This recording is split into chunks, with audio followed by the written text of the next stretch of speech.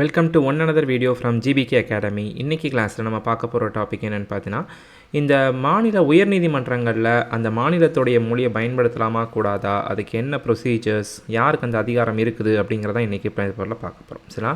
இந்த இது வந்து இப்போ ரீசெண்டாக வந்து தமிழ்நாடு அரசாங்கம் இந்த தமிழ்நாடுடைய மெட்ராஸ் ஹைகோர்ட்டில் வந்து பார்த்திங்கன்னா தமிழை வந்து வழக்காடு மொழி, அதாச்சும் ப்ரொசீடிங்ஸ்க்கு வந்து பார்த்திங்கன்னா தமிழை வந்து பயன்படுத்தணும் அப்படின்னு சொல்லிட்டு அவங்க தமிழ்நாடு அரசாங்கம் வந்து பரிந்துரை செஞ்சுருக்காங்க, தீர்மானம் பாஸ் பண்ணியிருக்காங்க. சரிங்களா?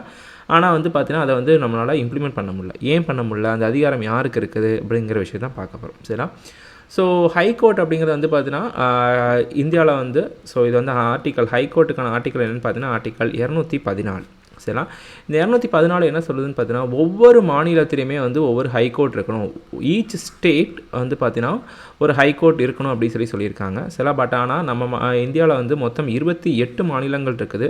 ஆனால் இருக்கக்கூடிய ஹைகோர்ட்ஸும் என்னமோ பார்த்தீங்கன்னா 25 ஹைகோர்ட்ஸ் தான். சரிங்களா? இது எப்படி பாசிபிள்னு பார்த்தீங்கன்னா, because of the 7th Amendment Act 1956.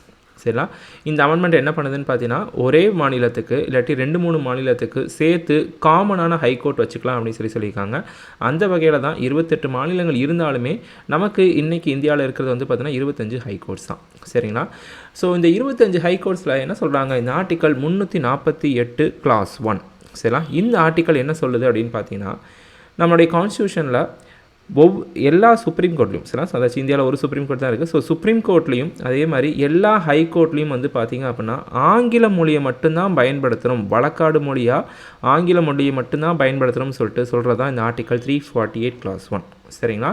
In supreme court and in every high court, இந்த 25 ஹைகோர்ட்லையுமே இங்கிலீஷ் மட்டும்தான் பயன்படுத்தணும்னு சொல்கிறது தான் இந்த ஆர்டிக்கல் 348 Clause 1. ஏன் அப்படி சொல்கிறாங்க? நம்ம இந்தியா வந்து பார்த்திங்கன்னா நம்மளுக்கு தெரியும், ஒரு பன்முகத்தன்மை வாய்ந்த ஒரு நாடு. சில பல்வேறு மொழிகள் பேசக்கூடிய அமைப்புகள் வந்து இருக்கிறாங்க.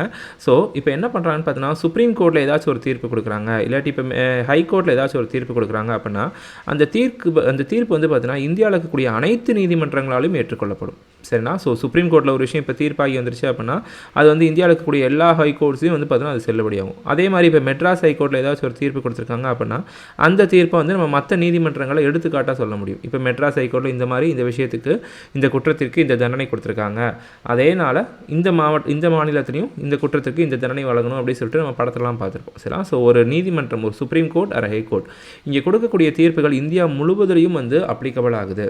சரிங்களா? ஸோ அதனால தான் இந்த 2 நீதிமன்றங்களுக்கு மட்டும் வந்து பார்த்தீங்கன்னா அவங்க வந்து வழக்காடு மொழியாக ஆங்கிலத்தை வச்சுருக்காங்க. சரிங்களா? ஸோ ஏன்னா இப்போ மெட்ராஸ் ஹைகோர்ட்டில் ஒரு தீர்ப்பு கொடுத்தாலும் அது மற்ற மாநிலங்களுக்கும் வந்து அப்ளிகபிள் அப்படிங்கிறப்ப இங்கிலீஷ் வந்து இட் இஸ் யூனிவர்சலி அக்செப்டட் லாங்குவேஜாக இருக்குது. சரிங்களா? ஸோ அதனால அந்த மொழியை வந்து பார்த்தீங்கன்னா அந்த மொழியில் தான் இருக்கணும்னு சொல்கிறது தான் இந்த ஆர்டிக்கல் 348 Clause 1. சரிங்களா? So at the same time வந்து பார்த்திங்கன்னா இப்போ டிஸ்ட்ரிக்ட் கோர்ட்ஸுக்கெலாம் என்ன சார் நிலைமை அப்படின்னு கேட்டிங்கன்னா, மாவட்ட நீதிமன்றங்களில் வந்து பார்த்திங்க அப்படின்னா அந்த மாநிலத்தில் பயன்படுத்தக்கூடிய மொழியை வந்து பயன்படுத்திக்கலாம், அதாச்சும் ரீஜனல் லாங்குவேஜஸை யூஸ் பண்ணிக்கலாம் அப்படின்னு சொல்லிட்டு நிலைமை வந்து இருக்குது. சில ஃபார் எக்ஸாம்பிள் இப்போ தமிழ்நாட்டில் இப்போ ஏதாச்சும் ஒரு மாவட்ட நீதிமன்றம் எடுத்துக்கிட்டிங்க அப்படின்னா அங்கே வந்து நீங்கள் தமிழில் போயிட்டு வாதிட முடியும், உங்களுடைய வழக்குகளை நீ குட் ஆர்கியூ இன் தமிழ் லாங்குவேஜ். சரிங்களா? ஆனால் இதே இது தமிழ்நாட்டில் இருக்கக்கூடிய மெட்ராஸ் ஹைகோர்ட்டுக்கு போனீங்க அப்படின்னா நீங்கள் ஆங்கில மொழியில் தான் வந்து வாதாடணும் அப்படின்னு சொல்லிட்டு சொல்லப்பட்டிருக்கு. சரிங்களா? இது வந்து பார்த்தீங்கன்னா அட் த சேம் டைம் இது வந்து Clause 1. இதே இது Clause 2, ஆர்டிக்கல் 348 Clause 2 வந்து பார்த்தீங்கன்னா இதுக்கு ஒரு எக்ஸப்ஷன் கொடுக்குறாங்க. என்ன எக்ஸப்ஷன் கொடுக்குறாங்கன்னு பார்த்தீங்கன்னா, அந்த மாநிலத்துடைய ஆளுநர், சரிங்களா, அந்த மாநிலத்துடைய ஆளுநர் குடியரசுத் தலைவருடைய அனுமதியுடனும் சீஃப் ஜஸ்டிஸ் ஆஃப் இந்தியா, அதாச்சும் சுப்ரீம் கோர்ட்டுடைய தலைமை நீதிபதி இருப்பாங்களா, அவங்க 2 பேர்த்துடைய அனுமதியோட அந்த மாநிலத்தில் எய்தர் ஹிந்தி அப்படி இல்லைனா அந்த மாநிலத்தில் உபயோகிக்கக்கூடிய ஏதாச்சும் ஒரு மொழியை அந்த ஸ்டேட் ஹைகோர்ட்டில் பயன்படுத்திக்கலாம் அப்படின்னு சொல்கிறாங்க. சரிங்களா? ஃபார் எக்ஸாம்பிள் இப்போ தமிழ்நாடுன்னு எடுத்துக்கிட்டிங்கன்னா தமிழ்நாடுடைய கவர்னர் வந்து பார்த்தீங்கன்னா யார்ட்டெல்லாம் பெர்மிஷன் வாங்கணும் அப்படின்னு பார்த்தீங்கன்னா குடியரசுத் தலைவர்கிட்டையும் பெர்மிஷன் வாங்கணும், at the same time CJI, இவங்க 2 பேரும் அக்செப்ட் பண்ணிக்கிட்டாங்க அப்படின்னா இப்போ நம்ம மெட்ராஸ் ஹைகோர்ட்டில் வந்து பார்த்திங்க அப்படின்னா நம்ம எந்த மொழியை யூஸ் பண்ணலாம், தமிழை வந்து நம்ம வழக்காடு மொழியாக பயன்படுத்திக்கலாம். சரிங்களா? ஸோ தமிழ்நாடு கவர்னர், குடியரசுத் தலைவர் அண்ட் தென் சிஜேஐ, சில இவங்க 2 பேர்ட்டையும் ஒப்புதல் வாங்கிட்டாங்க அப்படின்னா மெட்ராஸ் ஹைகோர்ட்டில் தமிழை பயன்படுத்திக்கலாம்னு சொன்னது தான் இந்த ஆர்டிக்கல் 348 Clause 2. சரிங்களா? இதில் என்ன அப்படின்னு பார்த்தீங்கன்னா, நம்மளுடைய சுப்ரீம் கோர்ட்ஸில் வந்து பார்த்திங்க அப்படின்னா இருக்கக்கூடியது வந்து லைக் 34 நீதிபதிகள் இருக்காங்க. சரிங்களா? சுப்ரீம் கோர்ட்டில் 34 ஜட்ஜஸ் இருக்காங்க, 33 + 1. சரி, அந்த 1 யாருன்னு பார்த்தீங்கன்னா சிஜேஐ. சரிங்களா? ஸோ இவங்க எல்லாருமே வந்து பார்த்திங்க அப்படின்னா எல்லா மாநிலத்தை சேர்ந்தவங்களும் இருப்பாங்க. சரிங்களா? அட் த சேம் டைம் ஹைகோர்ட்ஸில், சரிங்களா, ஹை கோர்ட்ஸ்லையும் வந்து பார்த்தீங்கன்னா இந்த நீதிபதிகள் நார்த் இந்தியனாக இருக்கலாம், அதாச்சும் ஹிந்தி பேசுபவர்களாக இருக்கலாம், சரிங்களா, ஹிந்தியை அவங்களுடைய தாய்மொழியாக கொண்டவர்களாக இருக்கலாம், சரிங்களா. ஸோ அதனால் அப்போ அவங்களுக்கு ஹிந்தி தெரிஞ்சிருக்கும், அதே மாதிரி இங்கிலீஷ் தெரிஞ்சிருக்கும். இப்போ மெட்ராஸ் ஹைகோர்ட்டில் இந்த மாதிரி ஹிந்தி மொழியும் ஆங்கில மொழியும் தெரிஞ்ச ஒரு நீதிபதி நியமிக்கப்பட்டார் அப்படின்னா, இப்போ அங்கே தமிழை நம்ம வழக்காடு மொழியாக அறிவிச்சிட்டோம் அப்படின்னா அந்த நீதிபதிக்கு தமிழ் வந்து புரியாது, சரிங்களா. இது வந்து ஒரு மிகப்பெரிய பிரச்சனையாக இருக்குது. ஸோ இந்த ஆர்டிகல் 348 கிளாஸ் 2 பயன்படுத்தி ராஜஸ்தான், யூபி, மத்திய பிரதேஷ் அண்ட் தென் பீகார் இந்த மாநிலங்கள்லாம் இந்தந்த ஆண்டுகளில் ஹிந்தியை தங்களுடைய வழக்காடு மொழியை அறிவிச்சிருக்காங்க, சரிங்களா. அவங்களுடைய ரெஸ்பெக்டிவ் ஹை கோர்ட்ஸில் ஹிந்தியை அறிவிச்சிருக்காங்க, சரிங்களா. ஸோ இது எல்லாமே ஹிந்தி பெல்ட்டில் இருக்குதுன்னு சொல்லிட்டு தெரியும்.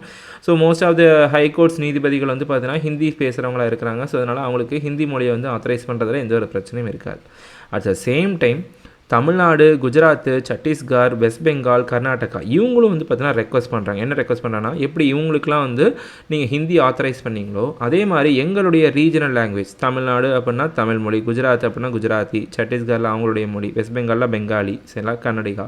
ஸோ இந்த மாதிரி அவங்கவுங்க மொழியை ரெஸ்பெக்டிவ் ஹை கோர்ட்ஸில் பயன்படுத்திக்கணும் அனுமதிக்கணும்னு சொல்லிட்டு அவங்க ரெக்வஸ்ட் வச்சுருக்காங்க. ஆனால் அந்த ரெக்வஸ்ட் வந்து டிக்ளைன் பண்ணப்பட்டிருக்கு. யாரால் டிக்ளைன் பண்ணப்பட்டிருக்கும்?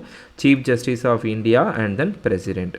நம்ம இப்போ தான் பார்த்தோம், சரிங்களா. ஸோ அவங்க 2 பேரும் அனுமதிச்சா மட்டும்தான் வந்து பார்த்தீங்கன்னா இங்கே பிரசிடென்ட் அப்படின்னு நான் சொல்கிறது வந்து சென்ட்ரல் கவர்மெண்ட், சரிங்களா. ஸோ இந்த சுப்ரீம் கோர்ட்டுடைய தலைமை நீதிபதியும் இந்த பிரசிடெண்ட்டும் ஒப்புக்கொண்டால் மட்டும்தான் இந்தந்த மாநிலங்களில் அவங்களுடைய ரெஸ்பெக்டிவ் ரீஜனல் லாங்குவேஜை வழக்காடு மொழியை அறிவிக்க முடியும், சரிங்களா. ஆனால் அதுக்கு என்ன பிரச்சனை இருக்குதுன்னு சொல்லியிருந்தேன்.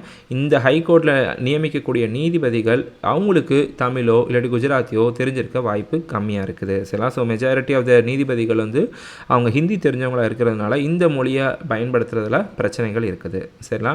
So at the same time வந்து நமக்கும் அப்போ பிரச்சனை தான். இப்போ தமிழ்நாட்டு மெட்ராஸ் ஹைகோர்ட்டில் நீங்கள் ஆங்கிலத்தில் மட்டும்தான் வந்து வழக்காடு மொழியை பண்ண முடியும், சரிங்களா. அப்போ தமிழ் பேசுகிற ஒருத்தவங்களுக்கு வந்து பார்த்தீங்கன்னா அவங்களுக்கு சாதகமாக வந்து பார்த்தீங்கன்னா அவங்க ஆர்கியூ பண்ண முடியாது. அதே மாதிரி ஒரு வழக்கறிஞர், சில ஒரு லாயர் வந்து ஸ்கூல்லேருந்தே வந்து பார்த்தீங்கன்னா அவங்க தமிழ் மீடியமில் தான் படிச்சுட்டு வராங்கன்னு வச்சுக்கோம், சரிங்களா. ஸோ அவங்க தமிழில் படித்து சட்டமும் தமிழில் படிச்சிருக்காங்க. ஸோ அவங்களும் வந்து பார்த்தீங்கன்னா ஆங்கிலத்தில் மட்டும்தான் வந்து வழக்காட முடியும், தமிழில் வந்து வழக்காட முடியாது. ஸோ இது வந்து அந்த லாயருக்குமே வந்து பிரச்சனை இருக்கும். நம்ம எப்படி வந்து ஒரு ஹைகோர்ட் நீதிபதியை மட்டும் கணக்கில் கொண்டு அவங்க வந்து ஹிந்தியை அலோவ் பண்ணுறாங்களோ அதே மாதிரி ஆங்கிலத்தில் அலோவ் பண்ணுறாங்களோ நம்மளுடைய லாயருக்கோ நம்மளுடைய மக்களுக்கோ வந்து பார்த்தீங்கன்னா இது பயனற்று போய்விடுது, சரிங்களா. ஸோ அதனால கண்டிப்பாக இந்த மாநிலங்களுக்கு வந்து பார்த்திங்கன்னா அவங்க ரீஜனல் லாங்குவேஜஸை வந்து கொடுக்கறதுக்கு வந்து கண்டிப்பாக நம்ம வாய்ப்புகளை ஏற்படுத்தி கொடுக்கணும். இதை பற்றின கமெண்ட்ஸை வந்து நீங்கள் உங்களுடைய இந்த வீடியோ கீழே வந்து தெரிவிக்கலாம். So thank you for your patience. So இந்த வீடியோஸ் வந்து ரொம்ப யூஸ்ஃபுல்லாக இருக்கும்னு நினைக்கிறேன். So follow for more such videos. Thank you.